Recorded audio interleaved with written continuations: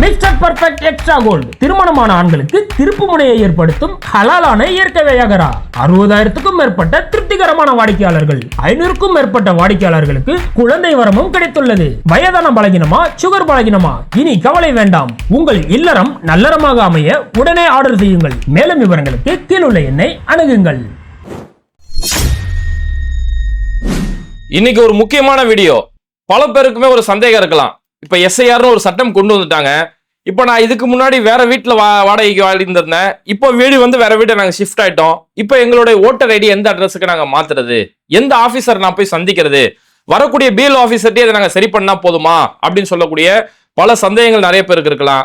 அதையும் தாண்டி நிறைய பேருக்கு இந்த எஸ்ஐஆர் சம்பந்தமான ஒரு முழுமையான விழிப்புணர்வு இல்லாம இருக்குது. அதனால இந்த எஸ்ஐஆர்ல நம்மளுடைய வாக்கு பட்டியல்ல நம்மளுடைய வாக்காளர் அப்படின்றத நம்ம உறுதி செய்ய வேண்டியது எவ்வளவு முக்கியம் அப்படிங்கறத இதுல நம்ம பேச போறோம். இது எல்லாத்துக்கும் மேல இன்னைக்கு நடிகர் விஜய் மாதிரி, சீமான் மாதிரி இது மாதிரியான நபர்கள் வெறும் அறிக்கை அரசியல் மட்டும் தான் செய்வாங்க. ஆனா இந்த தமிழ்நாட்டுக்கு ஒரு பிரச்சனைன்னு வரும்போது அனைத்து கட்சி கூட்டத்துல கூட இவங்க கலந்துக்க மாட்டாங்க. அப்ப இது மூலியமா இவங்களை இயக்குறது யாரு, இவங்க யாருக்கான அரசியல் செய்யறாங்கன்ற முழுமையான இவங்களுடைய பின்புலம் இன்னைக்கு அம்பலமா இருக்கு. இப்படி பல்வேறுபட்ட விஷயங்களுடைய தொகுப்பா தான் இன்னைக்கு வீடியோல நம்ம பார்க்க போறோம். இப்போ இந்த எஸ்ஐஆர் அப்படிங்கிறது மிகப்பெரிய ஒரு பேராபத்து. அதாவது கர்நாடகாவில் ராகுல் காந்தி, கர்நாடகாவில் மகாதேவபுரா தொகுதியில ராகுல் காந்தி வாக்கு திருட்டை பத்தி பேசினாரு. அதாவது ஒரே நபர் பல இடங்கள்ல வாக்கு போட்டாரு, பல மாநிலங்கள்ல வாக்கு போட்டாரு, ஒரே நபர் ஒரே தொகுதியில 4 வாக்குகள் செலுத்தி இருக்கிறாரு அப்படின்னு சொல்லக்கூடிய பல வாக்கு திருட்டு அம்பலப்படுத்தினாரு. ஆனா அந்த எஸ்ஐஆர் அப்படிங்கிறது வாக்கு பறிப்பு. இது வாக்கு இருக்கக்கூடிய வாக்காளர்களுடைய வாக்கு பறிப்பு. எந்த இடங்கள்ல எல்லாம் பாஜகவுக்கு வாக்கு போவாதோ அவர்களுடைய வாக்குகளை பறிக்கிறதுக்கான ஒரு திட்டம். சரி, இதுக்கு பாஜகவோ தேர்தல் ஆணையமோ சொல்லக்கூடிய காரணம் என்னன்னா, நாங்க வாக்காளர்களை சரி செய்ய போறோம். அதாவது 2002க்கு முன்னாடி, இப்ப நம்ம தமிழ்நாடை பொறுத்த வரைக்கும் இறுதியா 2002ல இந்த எஸ்ஐஆர் செய்யப்பட்டது. தீவிர வாக்காளர் பட்டியல் திருத்தம் அப்படிங்கிறது 2002ல செய்யப்பட்டது. அப்ப 2002க்கு பிறகு இங்க காங்கிரஸ் உடைய ஆட்சி இருந்திருக்குது. அதனால காங்கிரஸ் உடைய ஆட்சியில வாக்காளர்கள் புதுசா சேர்த்ததுல அதுல வெளிநாடுகள்ல இருந்து ஊடுருவனவங்க, வெளிநாட்டுல இருந்து அகதிகளா வந்தவங்க, இது மாதிரியான பல பேர்களை வாக்காளர்களை சேர்த்துட்டாங்க. அப்படி சேர்க்கப்பட்டதால அதெல்லாம் காங்கிரஸ் உடைய வாக்கு வங்கிகளா மாற்றப்பட்டது. அதாவது இஸ்லாமியர்களை சொல்றாங்க, பங்களாதேஷ், பாகிஸ்தான் சொல்லி பல பேர் உள்ள ஊடுருவிட்டாங்க, அவங்களுக்கு எல்லாம் வாக்கு கொடுத்தது. அப்ப இங்க இருக்கக்கூடிய இஸ்லாமியர்கள் எல்லாமே ஊடுருவல்காரர்கள் அப்படிங்கிற மாதிரியான ஒரு வார்த்தையை இவங்க கொண்டு வராங்க. அதனால ஊடுருவக்காரர்கள் இல்லாம நேர்மையான தேர்தல் நடத்த போறோம், எல்லாருக்கும் வாக்களிக்கக்கூடிய உரிமை நாங்க சரி செய்ய போறோம் அப்படின்னு சொல்லி சொல்றாங்க. ஆனா எல்லாருக்கும் வாக்களிக்கும் உரிமை, எல்லாருக்குடைய வாக்குறுதியை உறுதி செய்யறது அப்படிங்கிறாங்க இல்லையா, அதுல எவ்வளவு பெரிய கோளாறு. இந்த சட்டத்தை நடைமுறைப்படுத்தவே முடியாது அப்படிங்கறத மிகப்பெரிய ஆபத்து இந்த எஸ்ஐஆர் திட்டத்துல இருக்குது. ஏன் அப்படின்னா, இதுக்கு உங்க ஒரு நான் என்ன சொல்றேன்னா, எஸ்ஐஆர்னு ஒண்ணு தேவையில்லைன்னு யாருமே சொல்லல. திமுகவோ காங்கிரஸோ எந்த ஒரு கட்சியும் எஸ்ஐஆர் தேவையில்லைன்னு சொல்லல. எஸ்ஐஆர் அவசியம் தேவை. ஒரு வாக்காளன் அவன் தான் இந்த வாக்குக்கு சொந்தக்காரன் அவன் தான் அப்படின்னு உறுதி செய்ய வேண்டியது ரொம்ப முக்கியம். ஆனா இதுக்கு நீங்க ஒரு கால அவகாசம் கொடுக்குறீங்க தெரியுமா, அதுதான் இங்க பேராபத்து. இப்போ நீங்க 2002 எடுத்தோங்க, இதுக்கு முன்னாடி எஸ்ஐஆர் கொண்டு வரும்போது 2002ல வாக்காளர் பட்டியல் திருத்தம் செய்யப்படுது.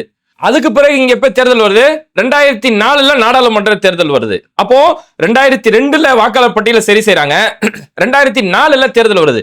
இதுக்கு மத்தியில ஒரு 2 வருஷ கால அவகாசம் இருக்கு. அப்ப 2 வருஷ கால அவகாசத்துல எல்லா ப்ரூஃபையும் சரி பார்க்கணும், ஒரு ப்ரூஃபை மாத்தணும், அல்லது புதுசா ஒரு ப்ரூஃபை இவங்க வாங்கணும் அப்படின்னா அதுக்கு ஒரு 2 வருஷம் கால அவகாசம் இருந்தது. இதுதான் வாக்காளர் பட்டியல சரி செய்யறதுக்கான ஒரு பிராக்டிக்கலான ஒரு ப்ரொசீஜர் இதுதான். ஆனா இன்னைக்கு இந்த மோடி அரசு கொண்டு வரக்கூடிய இந்த கால அவகாசம் என்னன்னா, வெறும் 1 மாசம் தான் உனக்கு கால அவகாசம். இந்த நாளை கழிச்சு வந்துருவாரு பிஎல் ஆபீசர், இனிமே வீடு வந்துருவாரு. நவம்பர் 4ல இருந்து டிசம்பர் 4 வரைக்கும் இந்த 1 மாச கால அவகாசம். ஒரு பூத்துக்கு ஒரு பிஎல் ஆபீசர் ஒருத்தர் இருப்பாரு. அந்த பிஎல் ஆபீசர் வீடு வருவாரு. அதுவும் 3 தடவை வருவாருன்னு சொல்றாங்க. பீகாரை பொறுத்த வரைக்கும் பல வீடுகளுக்கு பிஎல் ஆபீசர் போவே இல்லை.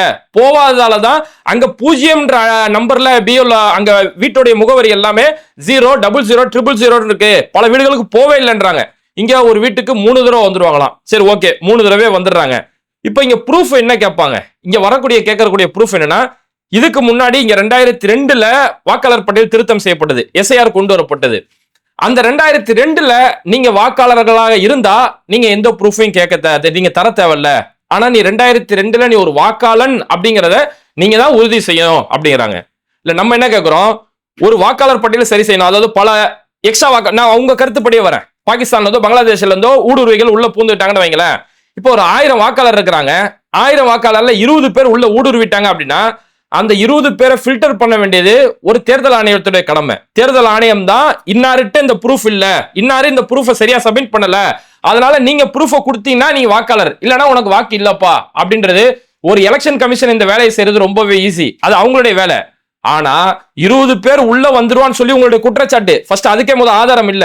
இந்த குற்றச்சாட்டுக்காக 1000 பேரை நீ ப்ரூஃப் கொடுக்கணும், 1000 பேர் நீ இந்த 11 12 ப்ரூஃப் நீ 1000 பேர் கொடுக்கணும், அதை நீ கொடுத்தாதான் நீ ஒரு வாக்காளர்னு சொல்லி டோட்டல் எல்லாருமே இந்த ப்ரூஃப் சப்மிட் பண்ணி ஆகணும் அப்படிங்கிறது தான் இங்க பாஜகவுடைய சதி இதுக்கு பின்னாடி ஒளிஞ்சுக்கிட்டு இருக்கு. சரி, இப்போ நம்ம விஷயத்துக்கு வருவோம். இப்போ வரக்கூடிய வீடுக்கு வரக்கூடிய பிஎல் ஆபீசர் அவர் வந்து நம்ம கையில வந்து எனுமரேஷன் ஃபார்ம்னு சொல்லி ஒரு ஃபார்ம் ஒன்று கொடுப்பாரு.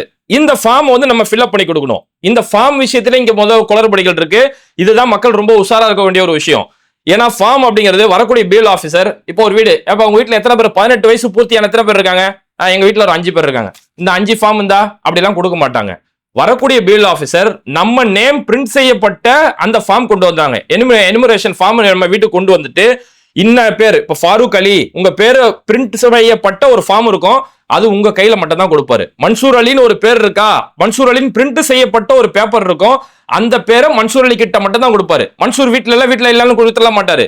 அப்ப வெளிநாடுகள்ல வேலை செய்யக்கூடியவங்க, வெளி மாநிலங்கள்ல வேலை செய்யறவங்களுக்கு இதுல ஒரு பெரிய சிக்கல் இருக்கு. அவங்க இங்க வந்து அவங்க கையில ஃபார்ம் வாங்கி அவங்க ஃபில்அப் பண்ணி அந்த காப்பி அவங்க கொடுத்தா மட்டும்தான் அவங்க ஒரு வாக்காளர் அப்படிங்கறத இங்க சரி செய்ய முடியும். சரி, ஓகே, வீட்லயே இருக்காங்கன்னு வச்சுக்கிறோமே, வெளிநாடுகள் உள்ளவங்க விட்டுருங்க, வீட்லயே இருக்கிறவங்க இப்போ ஃபார்ம் இவங்க ஃபில்அப் பண்ணும்போது இந்த ஃபார்ம்ல இவரு 2002ல ஒரு பேர் இருந்தது, 2004ல ஓட்டே போட்டிருக்காருன்னு வைங்களேன். அப்படி ஒரு ஓட்டு போட்டிருந்தாருன்னா நான் 2004ல ஓட்டு போட்டிருக்கிறேன் அப்படிங்கிறதுக்கான அந்த ஆவணத்தை இவர் காட்டணும். நான் 2003 என்னோட எபிக் நம்பர் இது, ஓட்டர் ஐடியில நம்பர் இருக்கும் இல்லையா, என்னோட எபிக் நம்பர் இது, நான் 2004ல ஓட்டு போட்டிருக்கேன் அப்படிங்கறத அவர் அது உறுதி செஞ்சாகணும். அதுல உங்க பேர் இருந்தாலும் நீங்க செய்ய முடியாதுன்னா இல்ல, எனுமரேஷன் ஃபார்ம்ல அதை நம்ம ஃபில்அப் பண்ணி ஆகணும். அப்போ நம்மளோட எபிக் நம்பர் அங்க சப்மிட் பண்ணா அது ஓகே, அந்த இடத்துல உங்கள்ட்ட பேர் இருந்துச்சு அப்படின்னா அங்க பிரச்சனை இல்ல. இல்ல அன்னைக்கு என் கையில ஓட்டு இல்ல, அதாவது அன்னைக்கு எனக்கு 18 வயசு பூர்த்தி ஆயிருந்தது, ஆனா நான் ஓட்டு போடல அப்படிங்கிற ஒரு நிலைமை இருக்கு அப்படின்னா இப்போ தான் இவங்க இந்த 11 சர்டிபிகேட் கொடுக்கணும். இங்க தேர்தல் ஆணையம் சார்பில் இன்னைக்கு கொடுக்கப்பட்டிருக்கு இல்லையா, ஆதார் கார்டு செல்லுபடியாவது. ஒண்ணு நல்லா தெரிஞ்சுக்கோங்க, ஆதார் கார்டு நம்பாதீங்க.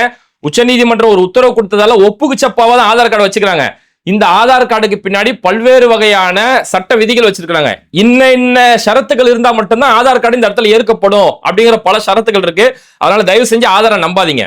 பாஸ்போர்ட் இருக்கணும், பர்த் சர்டிபிகேட் இருக்கணும், இருப்பிட சான்றிதழ், வன உரிமை சான்றிதழ், SC ST OBC மாதிரியான சாதி சான்றிதழ், அதுக்கடுத்து நீங்க மத்திய மாநில அரசுல பணிபுரிந்த சான்றிதழ் இருக்கணும், 10th எனி டிகிரி சர்டிபிகேட், இப்படியான ஒரு 11 ஆவணங்கள் இருக்கணும். இந்த 11 ஆவணங்கள் இருக்கணும். இப்ப நான் என்ன கேட்கிறேன், ஒருத்தர் ஒரு 50 வயசுல ஒருத்தர் இருக்காருன்னு வைங்களேன், 50-60 வயசுல இருக்கும். இன்னைக்கு தேதிக்கு இருக்கக்கூடிய 50-60 வயசு இருக்கவங்களாம் அன்னைக்கு யாருமே பெரும்பாலானவங்க பர்த் சர்டிபிகேட் எடுத்து வச்சிருக்க மாட்டாங்க. இன்னைக்கு 50 வயசு இருக்கவங்க அன்னைக்கு பெரிய அளவுல 10th டிகிரியோ அதெல்லாம் படிச்ச பட்டதாரிகள் நீங்க யாருமே பெரிய அளவுல கிடையாது. படிக்காததால அவங்க மத்திய மாநில அரசுல வேலை செய்யறதுக்கான வாய்ப்பும் இல்ல. இப்போ அவங்களால எந்த ஒரு ப்ரூஃபையுமே, முறையான எந்த ஒரு ப்ரூஃபையுமே காட்ட முடியாது. இப்போ அவங்க கையில அதிகபட்சம் ஒரு ப்ரூஃப் அப்படின்னா பாஸ்போர்ட்டை காட்ட முடியும். ஆனா அன்னைக்கு தேதியில் இருக்கக்கூடிய வயசானவங்க பாஸ்போர்ட் எடுத்து வச்சிருக்கவும் வாய்ப்பு இல்ல. இப்போ அவங்க கையில பாஸ்போர்ட்டே இல்ல. சரி, நான் இன்னைக்கு போய் பாஸ்போர்ட் போய் அப்ளை பண்றேன் அப்படின்னா, புது பாஸ்போர்ட் அப்ளை பண்றாருந்தா இவர் வசிக்கக்கூடிய அந்த முகவரியில எல்லா ப்ரூஃபும் கரெக்டா இருக்கணும், எல்லா ப்ரூஃபும் எந்த ஒரு ஸ்பெல்லிங் மிஸ்டேக் இல்லாத அளவுக்கு இருக்கணும். இப்படி எல்லாமே இருந்தாதான் பாஸ்போர்ட் ஆபீஸ்ல நம்மளுடைய அந்த பாஸ்போர்ட்ன்ற விண்ணப்பமே ஏற்கப்படும். அப்ப இந்த எல்லா ப்ராசஸ் இப்ப நான் என்ன கேட்கிறேன், எங்க வீட்டுல ஒருத்தர் 50 வயசு இருக்காங்க, அவருக்கு நான் பாஸ்போர்ட் ஒரு ஆவணமா காட்டணும் அப்படிங்கிறதுக்காக பாஸ்போர்ட் எடுக்க போறேன். ஆதார் கார்டுக்கும் என் வீட்டுல இருக்கக்கூடிய ஒரு ரேஷன் கார்டுக்கும் ஏதோ ஒரு ஸ்பெல்லிங் மிஸ்டேக் இருக்கு. இந்த ஸ்பெல்லிங் மிஸ்டேக் ஆதார் ஆபீஸ்ல போய் சரி செய்யலான்னு போனா 15 நாள் அவகாசம் கேட்பாங்க. இப்போ இதுக்கு மட்டுமே 15 நாள். இதுக்கு அடுத்து நான் பாஸ்போர்ட் ஆபீஸ்ல ஒரு அப்பாயின்மெண்ட் நான் வாங்கணும், பாஸ்போர்ட்டோட ப்ராசஸ் முடியணும், வீட்டுக்கு போலீஸ் வெரிஃபிகேஷன் வரணும். இதெல்லாம் முடிஞ்சு வரதுக்குள்ள இந்த 1 மாசம் முடிஞ்சு போயிடும். வீட்டுக்கு பிஎல் ஆபீசர் வரவரை இந்த 1 மாசம் முடிஞ்சு போயிடும். அப்ப என்னால அந்த முறையான ஆவணம் கொடுக்க முடியாது. இப்படி பல்வேறுபட்ட குளறுபடிகள் இந்த SIR விஷயத்துல இருக்குது. சரி, இப்ப இந்த ஒரு விஷயமா, இப்ப 2002ல 18 வயசு பூர்த்தி ஆகாதவங்க, இப்ப என்ன எடுத்தவங்க, நான் 1990ல பிறந்தேன், 2002ல எனக்கு 18 வயசு பூர்த்தி ஆகல. அப்ப என்ன மாதிரியான ஏஜ்ல இருக்கவங்க, அந்த மாதிரி நபர்களுக்கு என்னன்னா, இப்ப நான் என்னோட இந்த 12 ஆவணங்கள்லயே நான் ஒண்ணு கொடுக்கணும், என் அப்பாவுடைய ஆவணத்தையும் கொடுக்கணும். என் அப்பா அன்னைக்கு தேதிக்கு அப்பா அன்னைக்கு ஓட்டு போட்டார் இல்லையா, அப்பாவுடைய அன்னைக்கு ஓட்டு போட்டு எந்த தொகுதியில ஓட்டு போட்டாரு, எந்த பூத்துல ஓட்டு போட்டாருன்னு சொல்லி அப்பாவுடைய ஆவணம், இன்னைக்கு அந்த 11-12ல என்னுடைய ஒரு ஆவணம், இதையும் சேர்த்து நான் கையில கொடுக்கணும். இதுவே 2004க்கு பிறகு ஒருத்தர் பிறந்திருப்பாரு அப்படின்னா அவர் என்ன செய்யணும், தனக்கான ஒரு ப்ரூஃபையும் கொடுக்கணும், அவருடைய அப்பாவோட ப்ரூஃபை கொடுக்கணும், அம்மாவோட ப்ரூஃபை கொடுக்கணும். இவ்வளவு ப்ரூஃபை இவர் கையில கொடுத்தாதான் இவர் வந்து ஒரு வாக்காளர் அப்படின்னு சேர்த்துக்கக்கூடிய அளவுக்கு இப்படி பல மோசமான விஷயங்கள் இருக்குது. சரி, நான் என்ன கேட்கிறேன், இவ்வளவு ஃபில்டர் பண்றீங்களா, இவ்வளவு ஃபில்டர் பண்ணி நான் வாக்காளரை தேர்ந்தெடுக்கின்றீங்களா, அதுக்கு கால அவகாசம் வேணுமா இல்லையா? ஏதோ திடீர்னு நைட்டு வந்து 8 மணிக்கு மோடி டிவில வந்தாரு, இன்னைல இருந்து 500,000 செல்லாம போயிடும் அப்படின்னு சொல்லி அறிவிப்பு எப்படி ஒரு முட்டாள்தனமான அறிவிப்பா இருந்ததோ, அதை விட மோசமான முட்டாள்தனமால இருந்துட்டு இருக்குது. வெறும் 30 நாள் உனக்கு டைம், அதுவும் வடகிழக்கு பருவமழை பெஞ்சிட்டு இருக்கு. இந்த நேரத்துல பிஎல் ஆபீசர் எப்படி எல்லா வீட்டுக்கும் போவாரு? இதுல ஒரு கொடுமை என்ன தெரியுமா? தமிழ்நாட்டுல வாக்காளர்களுடைய எண்ணிக்கை அப்படிங்கிறது 6,36,00,000 வாக்காளர்கள் தமிழ்நாட்டுல இருக்கிறாங்க. 6,36,00,000. இந்த 6,36,00,000 பேரையும் வீடு வீடு ஆபீசர்ஸ் இப்ப போய் சந்திக்க போறாங்க. அப்படி சந்திக்கிறதுக்கு எத்தனை பிஎல் ஆபீசர் இவங்க வச்சிருக்காங்க அப்படின்னு கேட்டா 68,000 பிஎல் ஆபீசர் எங்க கையில இருக்கிறாங்க. அப்ப வெறும் 1 மாச கால அவகாசம். இந்த 1 மாசத்துக்குள்ள இந்த 68,000 பேரு 6,30,00,000 பேரை வீடு வீடா போய் சந்திக்க போறாங்கன்றது இதுவே எவ்வளவு பெரிய ஒரு கேள்வி குத்து. இது சாத்தியமே கிடையாது, இதுல செய்யறதுக்கான சாத்தியமே கிடையாது. இப்போ இந்த பிஎல் ஆபீசர்ஸ் 68,000 பிஎல் ஆபீசர்ஸ் இருக்கிறாங்க. இது பிஎல் ஆபீசர்ஸ் இல்லாம இதுக்கு அடுத்து ERO இருப்பாங்க, எலெக்ஷன் ரெஜிஸ்ட்ரேஷன் ஆபீசர் சொல்லி இருப்பாங்க. அதுக்கடுத்து EDO சொல்லி இருப்பாங்க, எலெக்ஷன் டிபார்ட்மெண்ட் ஆபீசர் சொல்லி இருப்பாங்க. இது மாதிரியான அதிகாரிகள், ஒருத்தவங்களை கண்காணிக்கக்கூடிய அதிகாரிகள். அதுக்கடுத்து BLA இருப்பாங்க, பூத் லெவல் ஏஜென்ட். இந்த BLA அப்படிங்கிறது திமுக கட்சியில இருந்து அங்கீகரிக்கப்பட்ட ஒரு நபர் இருப்பாரு. ஒவ்வொரு அரசியல் கட்சியிலுமே அங்கீகரிக்கப்பட்ட BLA இருப்பாங்க. நம்ம தெருவில் ஒவ்வொரு கட்சியை சேர்ந்தவங்க இருப்பாங்க, அவங்களுக்கு அது பொறுப்பு கொடுக்கப்படும். இந்த BLA அதிகாரிகள், இந்த BLO, இந்த EDO, ERO இது மாதிரியான அதிகாரிகள் இருக்காங்களே, கிட்டத்தட்ட இவங்க எல்லாம் சேர்ந்து இன்னைக்கு தமிழ்நாட்டில் 2 லட்சம் பேர் இருக்கிறாங்கன்னு வச்சுக்கோங்களேன். இந்த 2 லட்சம் பேருக்கு வெறும் ட்ரைனிங் பீரியட், அதாவது நீங்க SIR இந்த ஃபார்முக்கு கேட்கறது வீடுக்கு போறீங்க, இது எத்தனை நாள் நீங்க செய்யணும், இது எல்லாத்தையுமே வெறும் 6 நாள்ல உங்களுக்கு நாங்க ட்ரைனிங் கொடுத்துருவோம் அப்படிங்கிறாங்க. இவ்வளோ பெரிய ப்ராசஸ். இது 6 நாள்ல இந்த 2 லட்சம் பேருக்கு மேல வெறும் இவங்களுக்கு 6 நாள்ல செஞ்சு கொடுத்துருவாங்களாம். இது மட்டும் சரி, நான் என்ன கேட்கிறேன், தமிழ்நாட்டை பொறுத்த வரைக்கும் எல்லா அரசியல் கட்சிகளும் ரொம்ப ஸ்ட்ராங்கா இருப்பாங்க. எல்லா அரசியல் கட்சிகளும் இப்ப திமுக எடுத்துக்கிட்டோம்னா, திமுக BLA ஆபீசர்ஸ் அவ்வளவு பக்காவா வச்சிருப்பாங்க. தொகுதி வாரியா, மண்டலம் வாரியா, பகுதி வாரியா அவ்வளவு தெளிவா வச்சிருப்பாங்க. இங்க ஓகே, இங்க 1 லட்சத்துக்கு மேற்பட்ட BLA ஆபீசர்ஸ் இருக்கிறாங்க. இது அப்படியே நீங்க பக்கத்துல உள்ள வெஸ்ட் பெங்கால் போங்களேன், மேற்கு வங்கத்துல போங்க.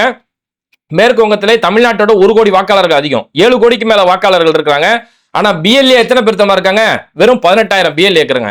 இப்ப இந்த 18,000 பேரு 1 மாசத்துக்குள்ள 7 கோடி வாக்காளர்களை போய் சந்திக்கணும்னா இது எந்த வகையில சாத்தியம்? எவ்வளவு பெரிய கேள்வி கூத்தான ஒரு விஷயம். அப்ப இது மூலமா பாஜக கொண்டு வரது என்னன்னா, கேட்காத ப்ரூஃப் எல்லாம் உன்ட்ட கேட்டு எப்படி எல்லாம் ஃபில்டர் பண்ண முடியுமோ, படிக்காத மக்கள், பாமர மக்கள், முந்தைய வாக்காளர்கள், வயசானவங்க, இவங்களுடைய ஓட்டெல்லாம் திமுக தானே போவோம், இவங்களுடைய ஓட்டெல்லாம் காங்கிரஸ் தானே போவோம். அந்த வாக்கு முழுக்க அப்படியே ஃபில்டர் பண்ணி எடுத்துலாம். இஸ்லாமியர்கள் அவங்க எக்காரணத்து கூட பாஜகவுக்கு ஓட்டு போட மாட்டாங்கன்றது நல்லா தெரியும். அப்ப இப்பேற்பட்ட வாக்குகளை எவ்வளவு ஃபில்டர் பண்ண முடியுமோ அவ்வளவு ஃபில்டர் பண்ணிட்டு புதிய வாக்காளர்கள், இப்ப புதுசா 18 வயசு நிரம்பி புதிய வாக்காளர்கள் வருவாங்க. அதுக்குதான் விஜய் மாதிரியான நபர்களை இங்க உள்ள களத்துல இறங்குறாங்க. பீகார்ல பிரசாந்த் கிஷோர் மாதிரியான நபர்களை களத்துல இறக்கி இந்த புதிய வாக்காளர்கள் ஒரு பக்கம் இந்த பக்கம் அவங்களோட ஓட்டை பிரிச்சு எடுத்துரு. அப்ப அதிமுக பாஜக கூட்டணிக்கு வரக்கூடிய ஓட்டுகள் இருக்குல்ல, அது மாதிரியான ஓட்டுகள். இதனாலதான் பீகார் மாதிரியான பல மாநிலங்கள்ல ஒரே வீட்டுல 900 ஓட்டு, ஒரே வீட்டுல 1069 ஓட்டுன்னு சொல்லி இப்படி சேர்க்கப்பட்டது எல்லாமே எங்க இவங்களுக்கு ஓட்டு விழுன்னு ஊர்ஜிதமா தெரியுமோ அந்த இடங்கள்ல வாக்குகள் சேர்க்கப்படுது. எங்க காங்கிரஸ் மாதிரியான இந்திய கூட்டணிக்கு ஓட்டு போகுமோ அந்த இடங்கள்ல வாக்குகள் நீக்கப்படுறது. இதுதான் இந்த SIR முழு மோசமான ஒரு திட்டம். அதனால இந்த இடத்துல நம்ம ஒவ்வொருத்தருமே நம்மளுடைய ப்ரூஃபை ரொம்ப சரி செய்ய வேண்டியது ரொம்ப முக்கியம். இப்ப டிசம்பர் 4ஆம் தேதியோட இந்த BLO ஆபீசர் வீட்டுக்கு வரது முடிஞ்சிடும்.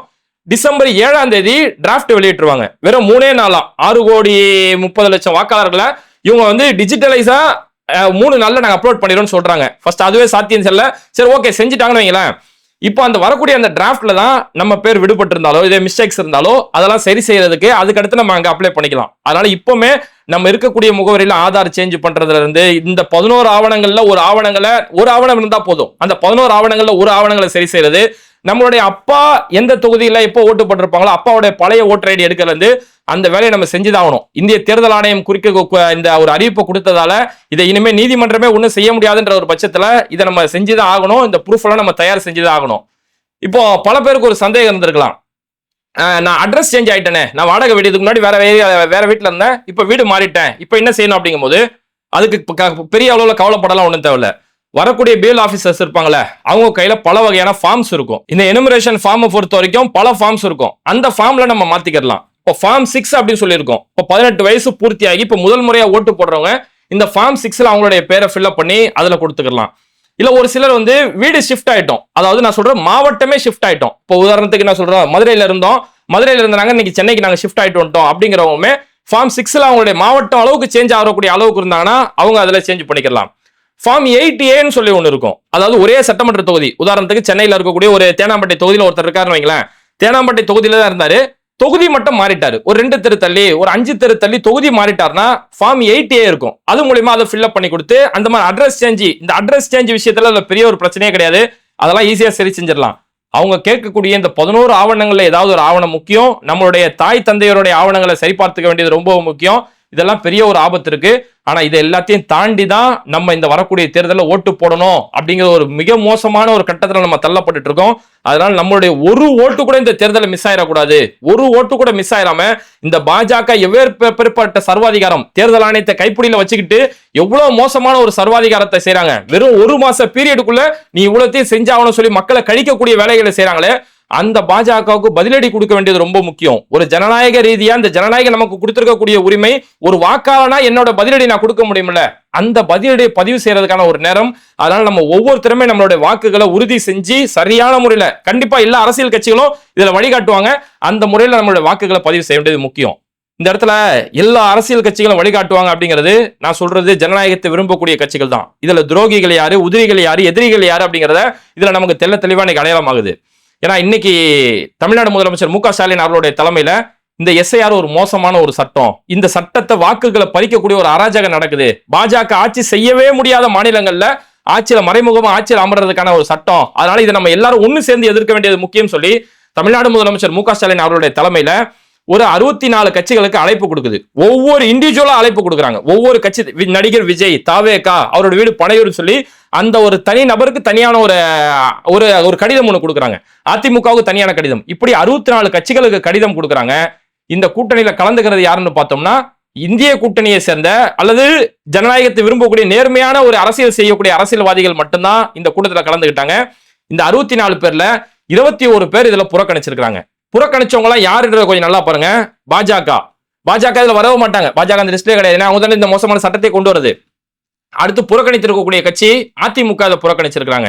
இப்ப புதுசா களத்துக்கு வந்திருக்கக்கூடிய நடிகர் விஜயுமே இந்த எஸ்ஐஆர் சம்பந்தமான கூட்டத்தை புறக்கணிச்சிருக்காரு. நாம் தமிழர் ஒருங்கிணைப்பான சீமான் இந்த கூட்டத்தை புறக்கணிச்சிருக்காரு. அமமுக டிடி தினகரன் அமமுக ஒட்டுமொத்தமா புறக்கணிச்சிருக்காங்க. புதிய தமிழகம், அதுக்கடுத்து இந்திய ஜனநாயக கட்சி ஐஜேகே, இது மாதிரியான யாரெல்லாம் பாஜக கூட்டணியில நேரடி கூட்டணியில இருக்கிறாங்களோ அல்லது பாஜகவுடைய சொல்படி அரசியல் செய்யக்கூடிய அதிமுகவா இருக்கட்டும், நடிகர் விஜயா இருக்கட்டும், சீமானா இருக்கட்டும், பாஜகவுடைய பினாமிக அரசியல்வாதிகளா இருக்கக்கூடிய இது மாதிரியான நபர்களும் புறக்கணிச்சிருக்காங்க. அப்ப இந்த இடத்துல திமுக அவங்களுடைய சுயலாபத்துக்கு இந்த கூட்டம் கூட்டுறாங்க, திமுக கட்சியில ஓட்டு போறதுக்கு இந்த கூட்டத்தை கூட்டுறாங்க. ஏன்னா நம்மளோட ஓட்டு இங்க பறிக்கப்படுது, நம்மளோட வாக்கு உரிமை பறிக்கப்படுது.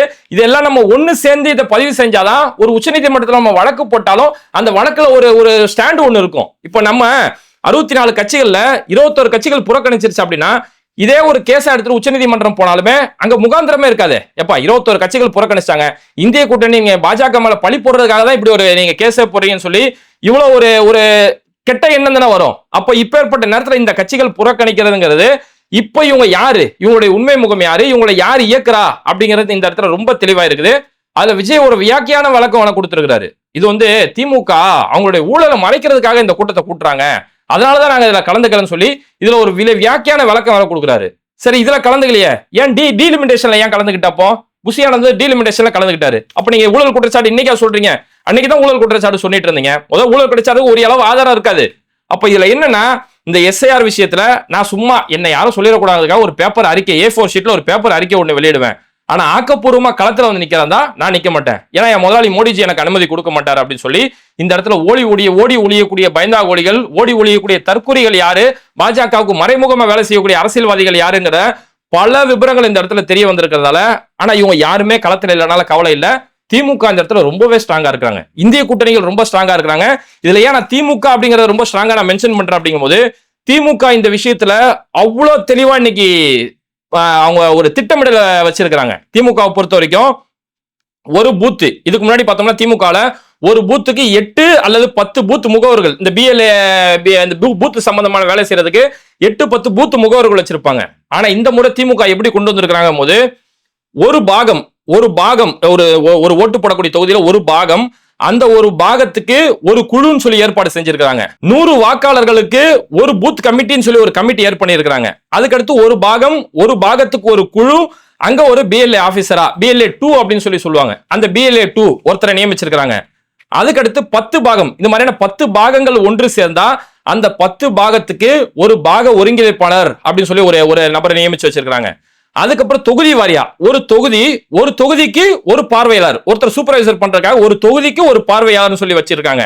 அதுக்கடுத்து தொகுதிக்கு அடுத்து ஒரு மண்டலத்துக்கு ஒரு மண்டல தேர்தல் பொறுப்பாளர் அப்படின்னு சொல்லி பாகம் வாரியா, தொகுதி வாரியா, மண்டலம் வாரியா இந்த அளவுக்கு திமுக வச்சு 100 வாக்காளர்களுக்கு ஒரு பூத் குழு அப்படின்னு சொல்லி இந்த அளவுக்கு அவ்வளவு தெளிவா யார் ஒருத்தருடைய வாக்கு கூட விடுபட நாங்க விட மாட்டோம். திமுக எப்பேற்பட்ட இந்தி திணிப்போட விஷயத்துல இருந்து தமிழ்நாட்டுக்கு எப்பெல்லாம் ஆபத்துகள் வருதோ அப்ப இந்த திமுக களத்துல நிக்கும். மக்களோட உரிமை நாங்க மீட்டு கொடுப்போம் அப்படின்னு சொல்லி திமுக தொடர்ந்து களத்துல நிக்கிறாங்க பாருங்க.